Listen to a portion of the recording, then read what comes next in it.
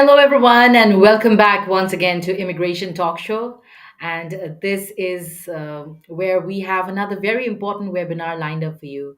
And you're going to be very interested because we are going to discuss about the April 2025 Visa Bulletin and also about some of the common frequently asked questions on H-1B today. So we have this very interesting webinar lined up with none other than our guest who's going to join us. But before we head on to today's discussion, I have this very important disclaimer. And that is by watching our videos, you agree and understand that the information provided by our experts and attorneys, including comments and replies from users, is not legal advice. Use of information is at your own risk. With that said, and that in mind, friends, welcome once again to Immigration Talk Show. I'm going to be your host for today, and I am Nipasa. So thank you for joining us. Our handle is at Immigration Talk Show. We are streaming live right now on YouTube. So don't forget to subscribe to us if you haven't as yet already.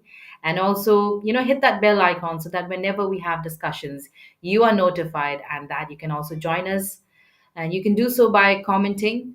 We are Immigration Talk Show. You can find us not only in YouTube, but also on LinkedIn, Facebook, X, and also on Instagram. So check us out, connect with us, follow us, and yes, you can also join us on call, by the way, if you want to ask your questions yourself with the attorney who's going to join us, to the attorney who's going to join us today. And you can do so by dialing this number 425-436-6335, and the access code is 988-888. So, yes, without further ado, please help me welcome our attorney, guest attorney for today, Prashanthi Reddy, who is very frequent on our channel. Thank you so much, Prashanthi, for making time today as well. I hope you're doing great. I am. Hope you're doing well as well, Ms. Nipasa. Thank you, Prashanthi. I am. Yes, thank you for asking. So H-1B season is on, and I'm sure that it's busy for you and for, the law offices of Prashanthi Reddy. Would you like to tell us how's it going with you? It is busy, but we're more busy when we actually have to file the H1s. So June 31st is when we are really busy. Registration, some companies, do the registration on their own. Some companies use an attorney, and the registration process is simpler than the regular H1B process. So but having said that, since the you only have 2 weeks to file the registration, yeah, that does make us busy. Yes. And I think last minutes are more busy, right? They come in with the late late Correct. filing. Yes, there's always the last minute stragglers. Yes, yes. Thank you, Prashanthi, for joining us today. I'm looking forward for today's discussion as we are going to discuss especially the frequently asked questions. And of course, the April 2025 Visa Bulletin is out. So maybe let's start with that. And yeah, I got this first question, Prashanthi, about the Visa Bulletin.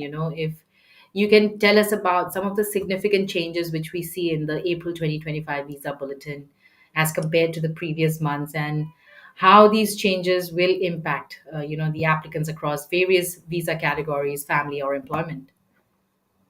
Yeah, so we've seen some good forward movement for EB3 India and a slight forward movement for EB2 India and some forward movement for EB1 India as well. So overall, we've seen some forward movement in this month, which is maybe a little surprising because we were not expecting this much forward movement uh, for EB. So we've always known EB3 is doing better than EB2. And EB1 is heavily backlogged, so it's going in that order.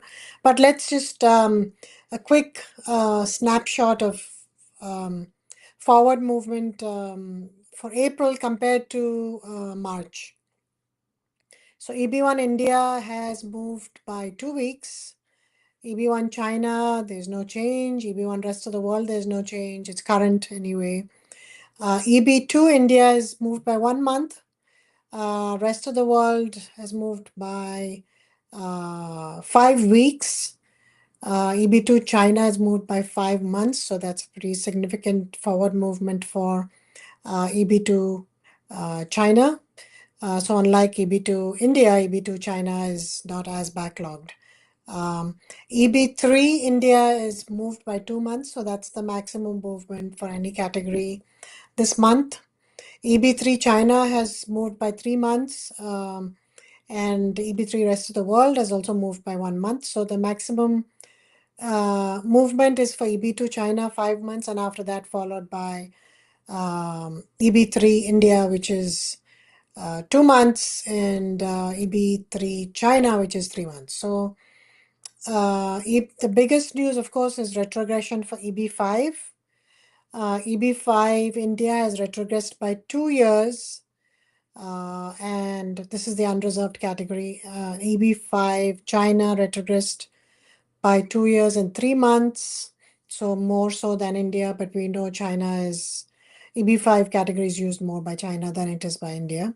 But looks like India is catching up as well in the usage. EB5, rest of the world, unreserved, is current, and EB5 for rural unemployment infrastructure, which is the set aside area, is current in all categories. So unreserved has moved by 2 years, 3 months for China, and 2 years moved back, retrogressed for India. So we see that the maximum retrogression for EB5 India and China, and we see forward movement in all categories for India. So 2 weeks for EB1, 1 month for EB2, and 2 months for EB3. So what can be done? And the other thing to keep in mind is also that they will be looking at the final action date table for employment-based and the dates for filing table for family-based. So if your date has passed the date that is mentioned in those tables, then you will be able to file your adjustment of status application. So just focusing on the employment-based cases, what should be done? If you're from India, obviously you should try, if you are EB2, you qualify for EB3 anyway, so you want to file for a new I-140, so that you will have an I-140 in EB3 as well. That way you will be able to take advantage of the forward movement in EB3 India. EB3 India is right now April 2013. And EB2 India is January 2013. So the same year, but EB3 has reached April while India is EB2 is only in January. So they're 4 months apart. So if you want to file for an I-140 to get an I-140 approved in EB3, and if you already have an approved I-140 in EB2, you can keep both, and then you can ask USCIS to use the I-140, which is the most current. EB1 India has moved up by 2 weeks, so if it's reached February 15, 2022, so if your priority date is that, then you can go ahead and file your adjustment of status. So if your dates are current, make sure you get your adjustment of status application prepared this month, and file it. Get your medicals prepared this month, and all your other documentation ready, and make sure you file it before the end of next month, because you don't know whether the cases will continue to be current or they will retrogress the following month. You will, of course, know that by about the 10th or the 15th of the following month, April, with reference to May. So you'll also have a better idea at that point. But I would say don't take the risk. Prepare everything, especially the medicals, and then file if you can for next month if you're current. Also, you have to keep in mind that you need to have birth certificates, and if you don't have birth certificates, get non-availability certificates from your country of origin, and also get secondary evidence such as birth affidavits, school leaving certificates, letter from your hospital, etc. These are the two most important documents: birth certificate and medicals, that you would need to look into. The rest of the documents you might already have. So that's, yeah, on that, Nipasa, we can go to the next question. Sure, absolutely. Thank you so much, Prashanthi, for giving us the highlights of the 2026 April Visa Bulletin. So, all the best to folks. I know the wait has been long. For some of you all, congratulations. It's finally current now, and you can apply for your adjustment of status. But all in all, I think we still have to be patient, especially for these countries who have been in the list for quite some time now, especially India, China, Philippines, Mexico. So yes, talking about the visa bulletin again, Prashanthi, there is retrogression also that we are seeing. So if you could tell us what could be some of the reasons behind the retrogression which we observe in the EB5 category, the unreserved category for China and India. Well, the retrogression, any retrogression is because of high demand. And, as the EB2 and EB3 dates get more and more backlogged, especially for India and China, we're seeing that it's 2013. You will see that there'll be more and more people trying to file or qualify for EB5 investor visa.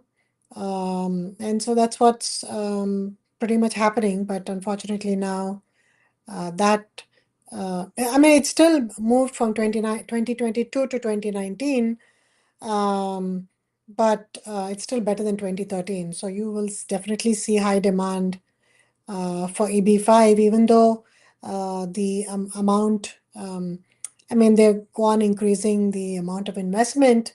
You will still continue to see high demand simply because the other dates are not categories are so backlogged. Right, right. Thank you so much, Prashanthi. And I would just like to say hi to Unnati. Thank you for joining us, Unnati. We will address your questions, but stay with us, all right? And today we are discussing about H-1B registration and the April visa bulletin. So we are going to discuss about some of the frequently asked questions for H-1B, and stay with us. If you have any questions also, please feel free to join us to ask your question yourself on this phone number that is displayed on the screen. And the number is 425-436-6335, and the access code is 988-888. But also, otherwise, you can comment and we will take them up. So, Prashanthi, my next question to you would be if, for folks out there, who want to be able to interpret the final action dates and the dates for filing in the April 2025 Visa Bulletin, what strategies should they consider if their priority dates are approaching and if they have become current now? What should they do next? Like I was saying previously, I mean, if they're approaching, if they're current, I mean, it's a no-brainer. You should go ahead and prepare your documents now and, submit your documents. If they're approaching, then I would say might be a good idea to keep documents ready. Remember that you can no longer file your 485 without medicals. They will be returned to you. But um, uh, you can get your medicals done. Of course, medicals may become invalid after a year, so make sure you don't do it too much in advance. But you can definitely get your birth certificate in order, because especially if you don't have a birth certificate, or if first of all, if you don't have a birth certificate, then you'll have to get a non-availability certificate from the district or the from your hometown where you were born, and that non-availability certificate will have to say that your birth was never registered, or there's no record of registration of your birth in their database. And that usually takes some time. And in addition to that, you'll have to get your secondary evidence. That is, get either a new birth certificate made, like a new, but which is registered presently. In which case, if you have a birth certificate that is presently registered, then in lieu of the non-availability certificate, you can also do a new birth certificate. But if you get that, you'll anyway have to get secondary evidence. That is, letter from the priest, letter from the hospital where you were born, school leaving certificate, affidavits from people who know of your birth. or who were present at your birth at the time of your birth. So all this takes time. So my suggestion is get everything ready in time. If you are using an attorney, which I suggest you do, contact your attorney ahead of time because they might be busy as well, and inform them that you're expecting your dates to become current or they've already become current so that they can start their preparation work ahead of time. And they'll give you a list of documents that's needed so that you can get those documents ready and see if you have all the documents ready ahead of time as well. Absolutely, friends. And you can also contact Attorney Prashanthi Reddy for the same. Maybe send her an email or give her a call on her number. And her number, um, and her contact details as well is here 212-354-1010. And you can also email Prashanthi at reddyesq.com or go visit www.reddyesq.com to get to know more about Attorney Prashanthi Reddy. And so, Prashanthi, I have another question about the Visa Bulletin. And if you could, of course, the current trends and if there are any forward movement, that is in the oversubscribed categories as well, since you've already mentioned about some of the movements, 2 weeks, 2 months, or, well, even the significant backlogs that we see. So, how can they plan ahead, in terms of immigration strategies for applicants out there? Well, then you should move to the categories which are not as oversubscribed. Depending on which country you're from, for India, that would be EB5 or that would be EB1. And as I said, if you have cases in EB2, you automatically qualify for EB3 as well. So you should file for the uh, filing from downgrading from EB2 to EB3. Instead of filing an amendment, my suggestion is to file a new I-140. That way, you have two I-140s, one for EB3 and one for EB2, and you can toggle between the both of them depending on what the priority dates look like, because we see that sometimes EB3 is backlogged and sometimes we see EB2 is backlogged. Uh, so that keeps changing. The reason now why EB2 is more backlogged than EB3 is because a lot of people who are filing are people who have come here on an F1 and have done their master's degree here. So most of them have a master's degree, and they have, the job requires a master's degree, and that's why a lot of people file in EB2. But it might make more sense now if you're filing a new perm, even though you qualify for EB2, maybe it might make sense to qualify to file in EB3 or maybe file for, as I said, two I-140s so that you have both. But remember, if you file your perm in EB3, then you don't qualify for EB2. But if you file in EB2, then you automatically would qualify for EB3 as well. Because the requirements are always lesser for EB3 and more for EB2. So while you can go up, you cannot go down, right?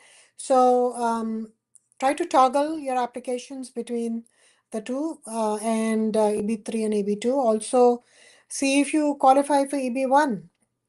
There's no purpose in doing an EB2 national interest waiver. A lot of people try to do that because that might be the easiest one to get, but the EB2 national interest waiver is advantageous only if you don't have an employer or if your employer is not willing to sponsor your green card. Then you need to check and see if you qualify for an EB2 NIW, but otherwise it makes more sense to do an EB1. EB1 could be, you could do it if you are extraordinary ability in the arts, sciences, business, etc., STEM. But remember, not many people qualify. It's obviously only for the top uh, people who have an extraordinary ability in that particular category. If you're a regular software developer, then you don't qualify. You have to be an extraordinary person within your field, having received awards, memberships, being judged other people or done research. If you could also do EB1 researcher category if you're a researcher, if you've had several publications and if you have patents on your name, etc., etc., then you can definitely look into the EB1 extraordinary ability category. The other EB1 that you can look into is the multinational executive. So if you have worked as a multinational, as an executive um, for your company abroad, and if they have a company, qualifying company in the US that is either a subsidiary or a branch or an associate of their company abroad, and if you're going to be working for the same in the same position of an executive or a manager, then you could possibly look at the EB1 multinational executive category. So a lot of people on an L1A would qualify for the EB1 multinational executive. While the EB1 is backlog 2022, but it's still better than the EB2 and EB3, which is 2013. So this is what I would do. Try to see if you qualify under any of the other categories and file your application in those categories, or at least file under EB3 if you have an EB2, because you would definitely qualify for EB3. Right. So, friends, H-1B is not just your only option. And to know, which other option do you have, I think it's always best to consult with an expert, and attorney would be best for you. And why not contact attorney Prashanthi Reddy? Her details are scrolling on the screen already. Note it down and give her a call or send her a mail. And I think at this moment, Prashanthi, I would like to take up Abdul's question, since I think it is urgent. So he's saying, I just received RFEs on my H-1B petition for fiscal year 2025.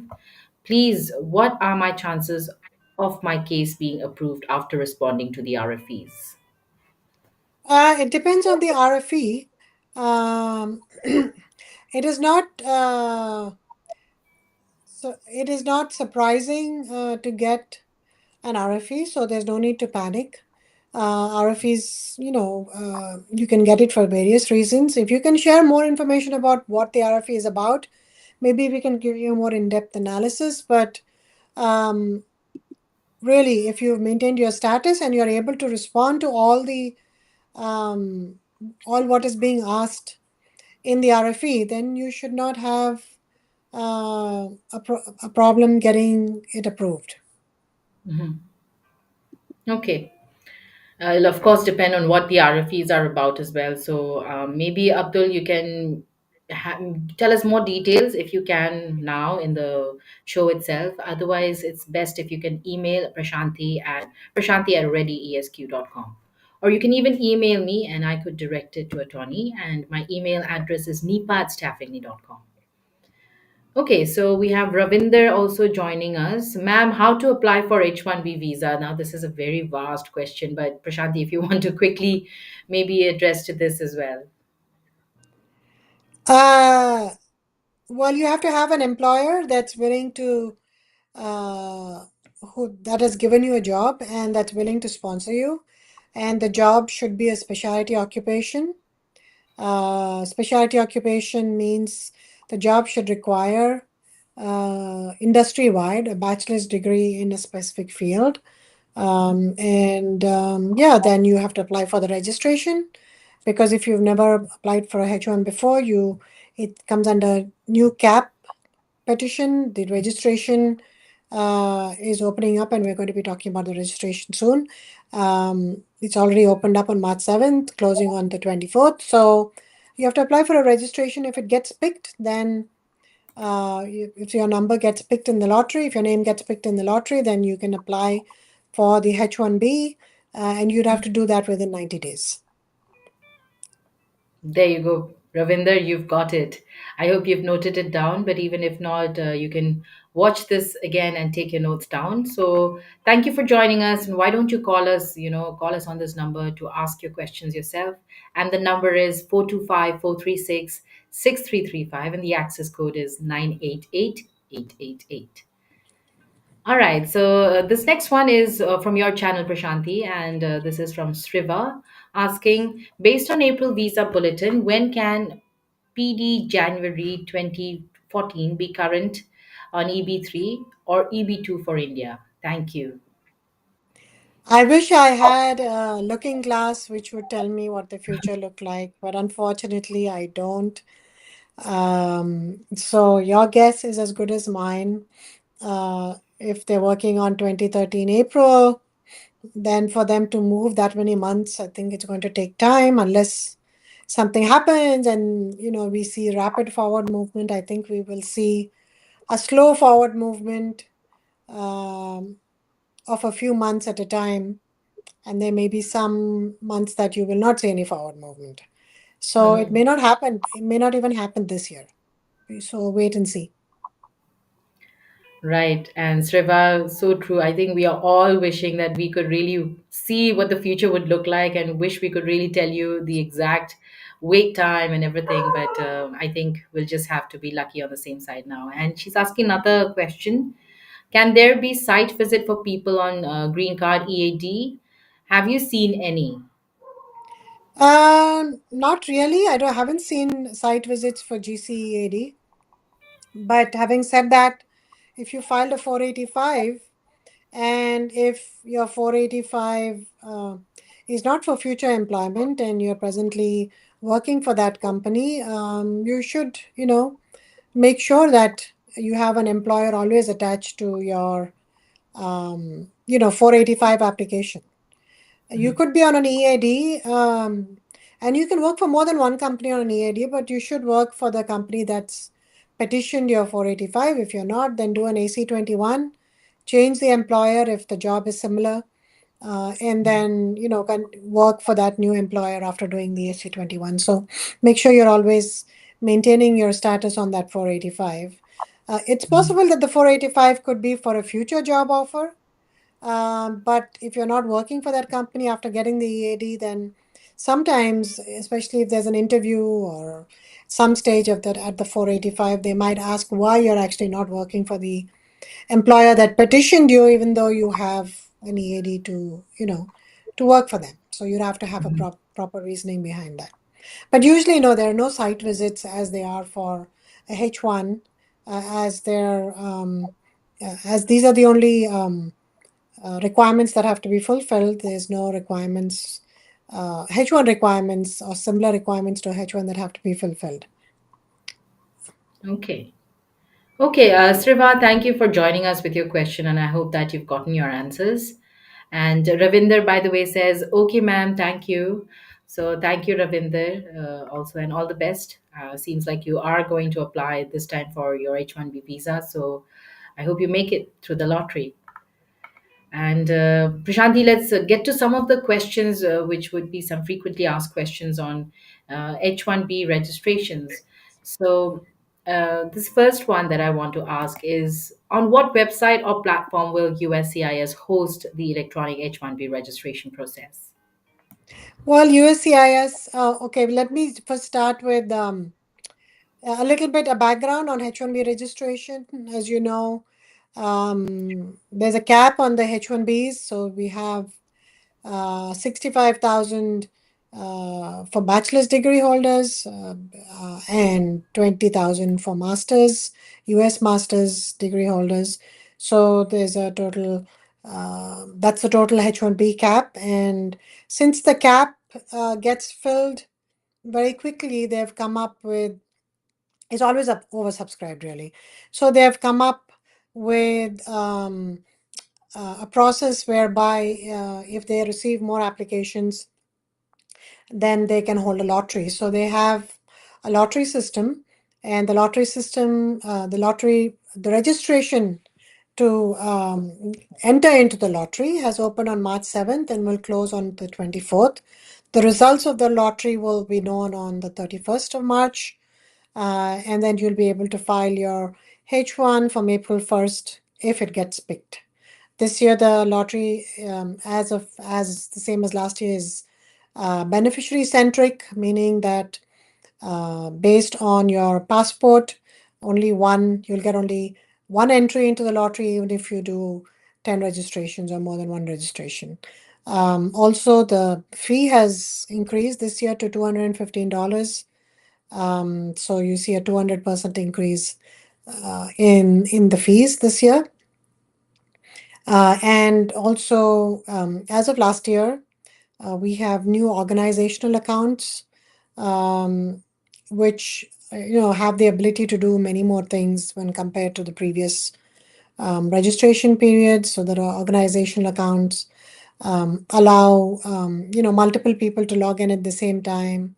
They have a way of checking duplicates. As you know, you cannot file a duplicate registration for the same person. If you do, then all the registrations become invalid. Um, they allow you to populate certain information on the form. So it's pretty cool, the new organizational registration system. But anyway, to answer your question, you have to go to the MyUSCIS online portal to and open an organizational account to be able to register for your lottery this year. So you have to first log in to your um, account. If you're doing it for the first time, make sure that you open the account, register the account first, and then log into it. And remember to use the same email ID that you used to open the account to log in when you're logging into uh, your account. And there's a lot of information on how to create a USCIS online account, on the USCIS portal. There you go. Thank you so much, Prashanthi, for telling us about the H-1B registration process and some of the latest updates as well. And we have Ravinder who's back again with another question, and let's quickly take it up. He's asking, ma'am, by profession, I am a teacher from last 5 to 6 months. I don't have any other experience in teaching. Can I apply for H-1B? Um, it depends on the job that you're getting. If you're getting a job as a teacher, and if a teaching job requires a license in that particular state, then you need to get the license. You have to fulfill the requirements. Yes. You have to have a bachelor's degree in education or a related field. Um, Depending on what, go to Dice, go to Monster, see what educational requirements are there for a teacher in the US. Also, if it's available, go to the Department of Labor website, the Occupational Outlook Handbook, and see what they say about teachers there, and see what the educational requirements are. If the educational requirement is a bachelor's in education, then obviously maybe you would need that. Or if it's a bachelor's degree uh, in the specific subject that you're teaching, then if you have that, then you might be good. But look into the licensing requirement as well. Right. Thank you, Prashanthi, for taking that up. And Ravinder, thank you for participating with your So question. as far as I Yeah. know, as far as I know, public schools might require a license, maybe private schools don't. Um, so again, you need to look into it depending on which state that you're working in. Absolutely. And Ravinder, why not collect more experience maybe? But if there is a job waiting for you in the United States, then of course. Ravinder is also adding, saying that he's a double MSc and a B.Ed. So that adds, Yeah, if he has a bachelor's in education, yeah, he might qualify for a teacher. But again, look at the requirements for the particular state where you're going to work and see if there's a license required. right. So all the best, Ravinder. And yeah, let's go on to our next question, Prashanthi. And if you can tell us if, can a petitioner or an employer or a registrant use the same email for two different MyUSCIS account types? No, you have to have a unique email address. So you can, being one company, you can of course, um, have two different accounts, because maybe, I don't know, for whatever reason, maybe there's one account that you want to use. One branch is using, one group is using one account, and the other group wants to use another account, but make sure that there are no duplicates, because if you have two separate accounts, there's no way of checking duplicates unless you do that on your own. Mhm. But if you want to open two separate accounts, then you will have to use a different email address for the two different accounts, because each account has to have its own email address. If you try to use the same email address for and try to open another account, it won't let you do that. So make sure, and also each account has to have their own designated company user as the administrator. So that there has to be a different person administering each account, and there has to be two different emails used for each account. Okay. Very interesting. Thank you so much, Prashanthi, for taking that up.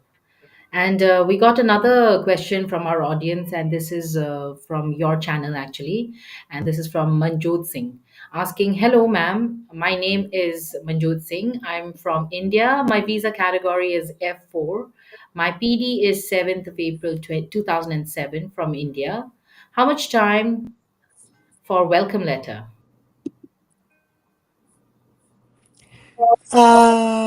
Again, we cannot really say how long it's going to take.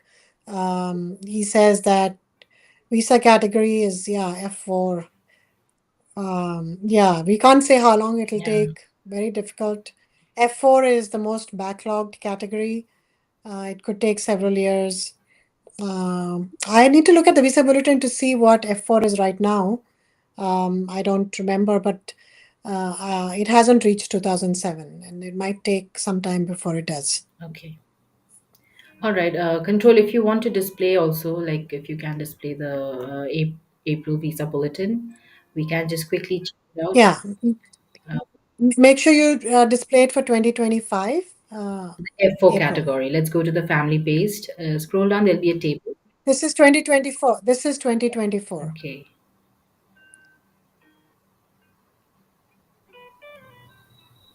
Yeah, there you go. There you go. F4. So F4 is, Could you zoom in a bit? here it is. It's 2000. Yeah. For India, it's 2006. Hmm. Is this the final action date or the dates for filing? Final action. Final action date. And can we see the dates for filing? There, there. Yeah. F4. Please zoom in a little bit. Control. Yeah, 2006. So one almost the minute, ma'am. I'm same. just zooming in. It's 2006. Yes, ma'am. This is it. It's 2006 for pretty much Yeah. both. And his is 2007. So it's about a year away, but doesn't mean that, every month there is a movement in the cases. Sometimes it moves for 2, 3 months. Sometimes it only moves for a week. Mhm. We haven't seen any much movement in the F4 category in the last few months. So I don't think it'll definitely take more than a year again, unless some event happens where the numbers are not being used or something like that happens, and suddenly you see a forward movement. Right, right. Right now, F4 is 1st October 2006, and which is current. Thank you, Manjot Singh. But it's really hard to predict, how long will you have to wait for your welcome letter? Definitely more than a year. Yeah, Yeah, definitely more than a year, maybe a few years, unless really something happy. happens or there's some new law that is passed, etc. Yeah. But all the best. Thank you, Manjot Singh, for joining us. And yeah, let's go on to our next question. Prashanthi, if you could also tell us, if a company has multiple entities, maybe, for example, subsidiary, affiliate, and parent. So can each entity submit a registration if they have a federal employer identification number, FEIN? Yes, they're allowed to, each organization is a separate organization, so they can definitely submit their own registrations, but you have to remember that if they submit the um, registration for the same beneficiary, it could be considered to be collusion. I'm not saying that they can't, but as long as there is a legitimate business need for by each of the petitioners, and there is a separate and real job opportunity, meaning there's an independent job opportunity that each company has, and it's not for the same job, then they can definitely submit also registration for the same beneficiary as well. They have to show that there's, of course, an independent, legitimate business need. Otherwise, USCIS might, they will definitely put it into the lottery, but even after approval, or maybe they might send an intent to revoke or intent to deny if there is an RFE, if they find out that they're related entities and it's the same beneficiary. Okay. But but USCIS has recently indicated that um, multiple entities or employers may register um, or may designate one user to act as a signatory for multiple entities, Mhm. but a separate email address would be needed uh, for that administrator in the MyUSCIS account. So you can use the same person, Mhm. but you'll have to use a different email address for that person Okay. if you want them there to be an administrator in all the accounts. Okay. So different emails. Correct. Thank you, Prashanthi. Thank you. And so says Manjot Singh. He says, "Thank you, ma'am." And we should quickly take up Mook TV's question as well. How to find employees once created account? So How to find I think employees. so. The employee had once created an account, and how to find that account? How to find Oh, I don't know. Can you please elaborate on your question? Yes, Mook TV, we would like to know what exactly do you really want to know. But thank you for participating. Looking forward for more clarification on your question. We have Venkata now, again on your channel, Prashanti. And Venkata is asking, how many H-1B cap registrations will be applied for fiscal year 2026? Any guess? Maybe about 100 and something, 100,000 or 120,000. Because last year and the years before we've seen around that number. Last year there were two lotteries, and the reason that even though they're only 85,000, they choose about 100,000 plus is because they expect that some people who get picked in the lottery will not ultimately file their H1, or it could be that the H1 will get denied. So that's why they usually pick more registrations than are numbers available. But we never know since there is quite a hike in the fee. So let's see what happens. But yes, friends, I would say stay with us, subscribe to us. We'll be the first one to let you know, and you can do so by subscribing to our channel. Our handle is Immigration Talk Show. Thank you, Venkata, for your question. Now, we should also address some of our questions from our Facebook group. So, if control, you can display them also. And meanwhile, Prashanti, if you could also take up another frequently asked question, which is, what information is required for the electronic registration process? Yeah, for the electronic registration process, it's some basic information needed. You need the name of the company's organization, the legal name, the doing business's name, also the FEIN number or the Federal Employer Identification Number, the office mailing address, uh, and the name, the last name, first name, middle name of the contact at the office, and their phone number as well of the authorized signatory, the contact information, the name, phone number, email address of the authorized signatory. For the beneficiary, you need their name, gender, date of birth. um, if they're master's cap, then make sure that they actually have a master's degree that um, that fulfills the requirement of a master's cap. Not any master's degree will fulfill it. It has to be a non-profit public organization. Um, you need the beneficiary's country of birth, their country of citizenship, their passport or travel document number, and also very, very important, there are no exceptions to this. The passport must be valid at the time of the H-1B registration. And also, please note if you've done the registration before for a beneficiary, the system will not allow you to reuse that information. You'll have to enter all the information again. So it's important that you have all this information uh, handy before you start the application. Remember that the application will time out in 15 minutes Okay. if you don't enter the information, but you should be able to save the information so that you can come back to it later. Mhm. Um, and also, you have to make sure that the passport that you use is the same passport listed in the H-1B petition. But at times, USCIS may allow a different passport to be used when you're filing the H-1B petition under some permitted limited circumstances, such as if there's a change in the legal name due to a marriage, if there's a change in the gender, change in the passport number because, or the expiration date because a new passport was obtained, or if the passport was lost and there's a or stolen, then there's a replacement passport obtained. So you have to show all that to show why you're using a new passport, and then they might allow a new passport to be used. Okay, okay. So things to keep in mind, and I hope that folks out there are, taking notes. And also about the information, what about the offered position? Does it need to be also provided as part of the electronic H-1B registration process?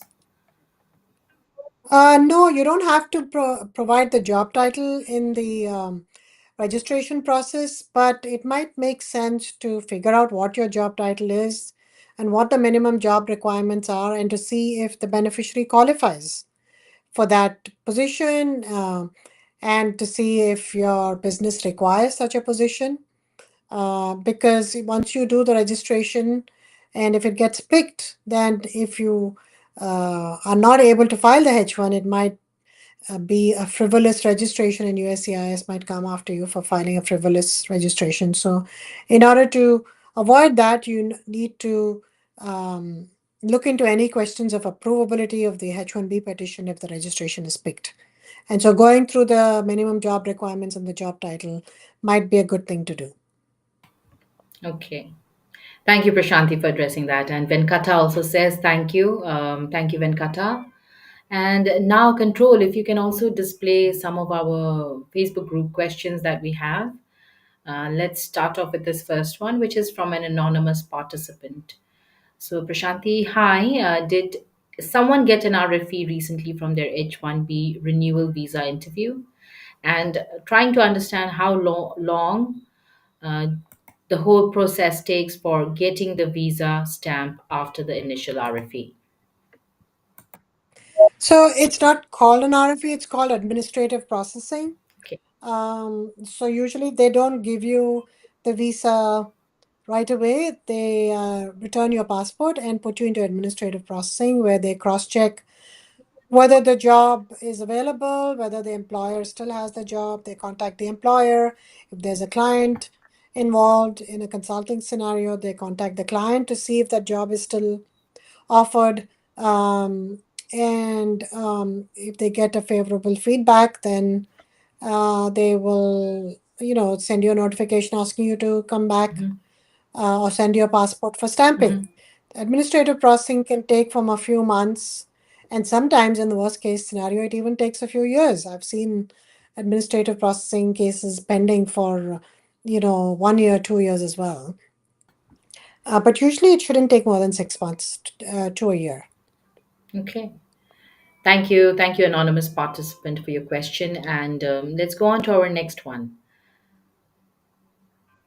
So, hello everyone. I had my H-1B visa interview last year in June. After the interview, they requested me to submit a few documents in soft copy. It has now been almost 9 months and I haven't received any response. Could someone guide me on what should I do next? I applied from Islamabad, Pakistan. Thanks. So, one thing to remember is that there might be a travel ban very soon. That is implemented by the Trump administration, and they might include Pakistan as part of that travel ban. If that happens, then even if you have a visa, you will not be able to Travel. travel to the U.S. Or they might, so from what has been informed to us, that there are several categories to these travel bans. There are red countries, yellow country, orange countries. So depending on the color that they have given that particular country, they're expecting Pakistan to be red, but if it isn't, if it's orange or yellow, then there might be extreme vetting on the visa process, and that and already there is extreme vetting, especially for some countries, and that could be a reason why it's taking longer, or it could just be that they're following their regular administrative processing time and they're trying to find out whether the job exists or not, and they've contacted your employer. So you have to call your employer or connect with your employer to see if they have received any communication from the Department of State with reference to your visa. Okay. And as I said, this they might be waiting for information and doing further investigation. Once they have that, then they will get back to you. It shouldn't take more than a year, but sometimes, as I said, it can take longer. Right, right. Well, about the travel ban, what if there are folks already from Pakistan in United States? Are they also going to face any sort of issues or problems, Prashanthi? If they're already in the US, then there's no travel ban. But if they travel and leave the country, then they will not be allowed back, depending on Okay, what the verdict. final travel bans is. Yeah. Okay, thank you, anonymous participant. And this could be from other countries as well. Even last year they imposed a travel ban, Hmm. uh, but I don't think Pakistan was part of it. But it was imposed for some other Muslim countries, Afghanistan, Iran, and some other countries as well, Syria, Libya, etc. Hmm. So we have to wait and see which countries are included in the travel ban this time. Right, right. So remember the colors as well: red, yellow, orange, and see which country you're from. Thank you so much. And Control, if you can also display maybe the country list in a while, that'll be nice. Moving on to our At least the tentative. So we don't have an actual country list, but this is the tentative. tentative one that the newspapers have reported based on what the information they have received from, reliable Mhm. sources. Just something to keep in mind. Right. Right, Prashadi, thank you. Thank you. And this next question is, my first H-1B stamping was outside India. I am within 12 months of my last H-1B visa expiry. I never had an H-1B stamping done in India. Am I eligible for Dropbox in India? Yes, and as you have rightly pointed out, the visa interview waiver has been changed from, I believe, 48 months to 12 months. And they did this without any notice and comment period. They did this just suddenly, just by notifying. I mean, a lot of people just missed it because it was just on their Hmm. website. They didn't even publish it in any news outlet or anything like that. So it was just on their individual websites. Hmm. So a lot of people were really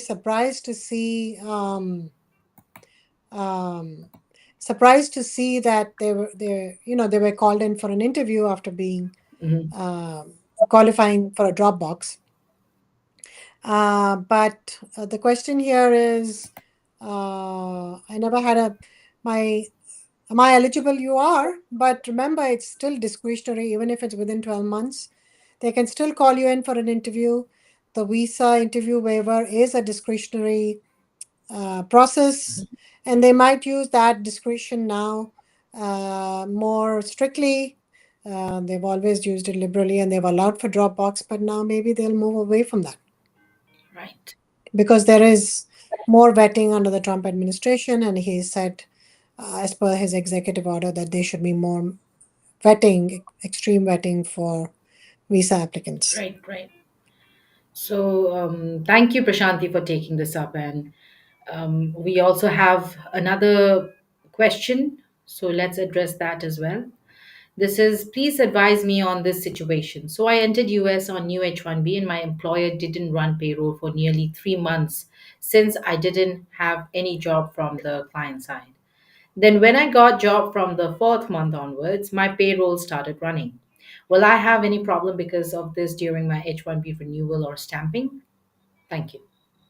Yes, even if you didn't have a social security number and they had to delay the payroll until you got a social security number, they should be paying you back wages from the time that you Joined. entered the country and joined the company, so you will definitely have issues if they find out. And now, as per the new H-1B regulations, you have to submit upfront documents to show status. Mhm. And status means that they might require you to show status for the entire period of the H1. And if that is the case, they'll ask for pay stubs from, all the months. So it depends on, of course, when you're filing for your renewal and what information they ask. And also the W-2 will show a lower amount. Mhm. So yeah, all in all, it is problematic. You should try and resolve that with your employer. Absolutely. And I don't think it's fair or even acceptable when they don't pay you. So, yes, I think you should do more research, Mr. Or Miss Anonymous Member. Thank you for your question. But thank you, Prashanthi, also for taking this up. Now, I'd like to address this one from the LinkedIn user asking if there's a promotion and no change in job duties during perm process, does it require to be refiled? Well, during the perm, yes, because when you're filing the I-140, you'd have to show the same job position.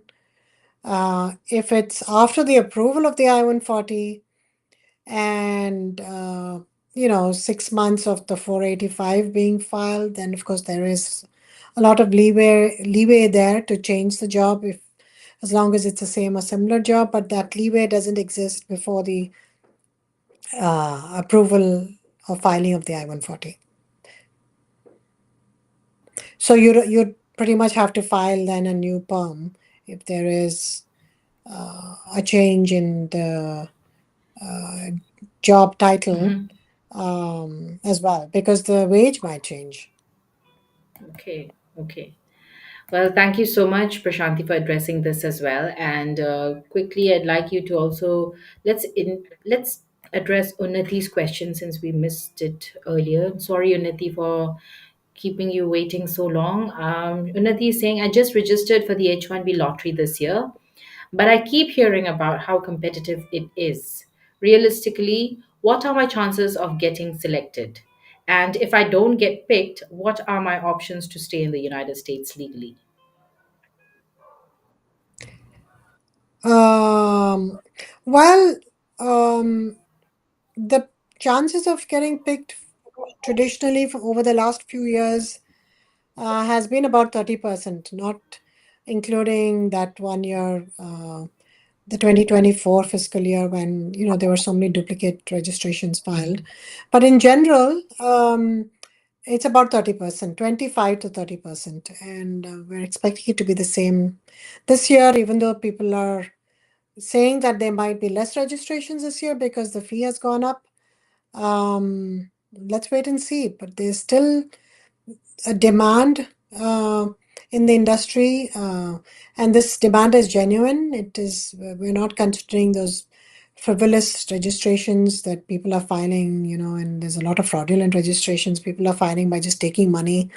Uh, um, so I don't know, maybe there will be less filings this year because there's an increase in the fee. We have to wait and see. But in general, over the years, we've seen that the pick rate has been about 25 to 30%. That means about, there's been about 300,000 to 400,000 cases filed. Okay, thank you. Thank you for taking that up for Unnati. And now let's take up Rekha's question. I am on an F1 visa with OPT expiring in June. If I get picked in the H-1B lottery, how do I bridge the gap until my H-1B starts in October? Will cap automatically apply, or do I need to take a few extra steps? Cap actually automatically applies, Okay. and you don't have to worry about October because, as per the new H-1B regulations, your cap extends until the next year of April. April. So even if your H1 doesn't get approved by October for some reason, as long as you're filing a change of status, of course, then your cap gap continues to be in place until the H1 gets approved, until next April at least. Thank you, Prashanthi, for patiently addressing all our viewers' questions. And I think with that, we've covered each and everyone. So, thank you everyone for joining us with your questions. I wish we had more time because there are so many frequently asked questions, and I think Prashanti will have to save some of the questions for the coming week or so. And I hope that you will join us again.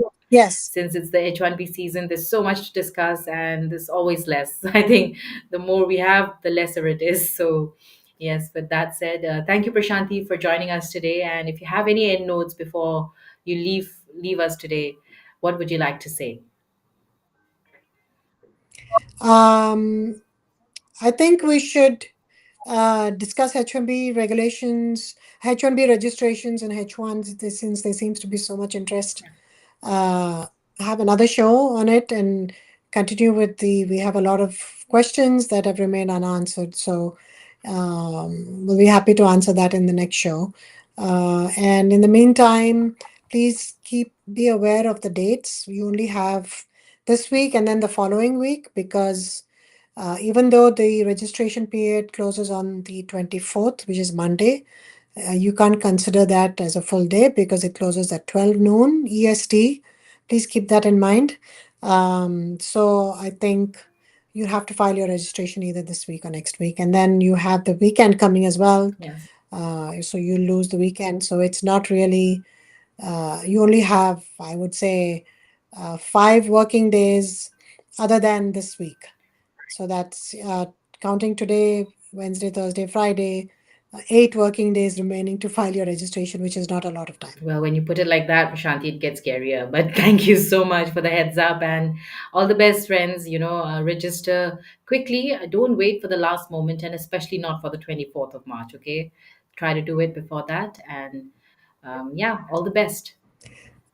Also, I just wanted to point out that if you wait until last moment and if there's some issue with your registration, it cannot be fixed.